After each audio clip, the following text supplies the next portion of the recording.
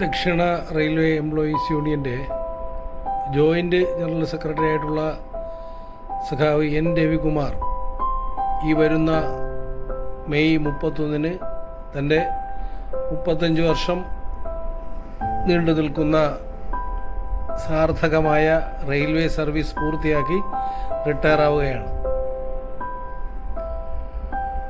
35 വർഷങ്ങൾക്ക് മുമ്പ് ചെന്നൈയിൽ ഒരു ടിക്കറ്റ് എക്സാമിനറായി റെയിൽവേ സർവീസിൽ കയറിയ സഖാവ് ചീഫ് ടിക്കറ്റ് ഇൻസ്പെക്ടറായിട്ട് എറണാകുളം സൗത്തിൽ നിന്നാണ് റിട്ടയർ ആവുന്നത്. തൻ്റെ സർവീസിൻ്റെ തുടക്കം മുതൽ തന്നെ ചെന്നൈയിലെ DRUവിൻ്റെ പ്രധാന പ്രവർത്തകരിൽ ഒരാളായിരുന്നു സഖാവ് രവികുമാർ.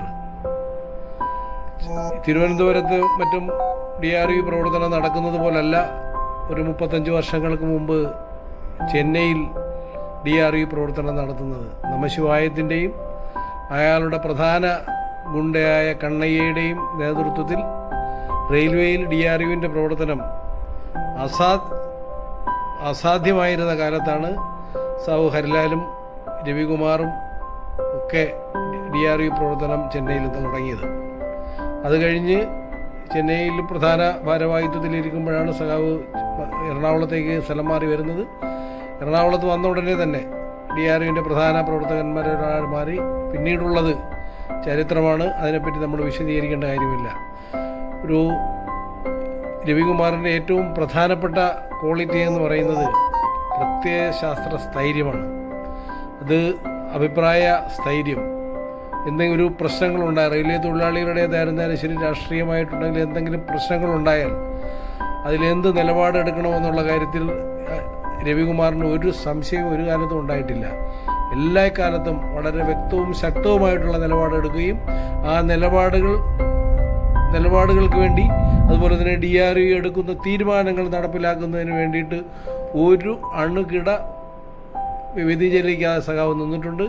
എല്ലാ കാലത്തും രവികുമാറിൻ്റെ ഒരേ ഒരു താല്പര്യമെന്ന് പറയുന്നത് റെയിൽവേ തൊഴിലാളികളുടെ താല്പര്യമാണ്, ദക്ഷിണ റെയിൽവേ എംപ്ലോയീസ് യൂണിയൻ്റെ താല്പര്യമാണ്. അതിന് ഘടകവിരുദ്ധമായിട്ട് ഒരു പ്രവൃത്തിയും സഖാവ് ഇതുവരെയും ചെയ്തിട്ടില്ല. അതുപോലെ തന്നെ എറണാകുളത്തെ റെയിൽവേ സൊസൈറ്റി, റെയിൽവേ കൺസ്യൂമർ സൊസൈറ്റിയെ ഇന്നത്തെ നിലയിൽ വലിയ ലാഭകരമായ ഒരു പ്രസ്ഥാനമാക്കി മാറ്റുന്നതിൽ സഖാവ് രാജ്ഭാനുവിനും സഖാവ് നമ്പുരാജുവിനും അതുപോലെ തന്നെ ഇപ്പോൾ സഖാവ് ബിബിക്കുമൊക്കെ ഒപ്പം സഖാവ് രവികുമാറിന് വലിയ പങ്കാണുള്ളത്.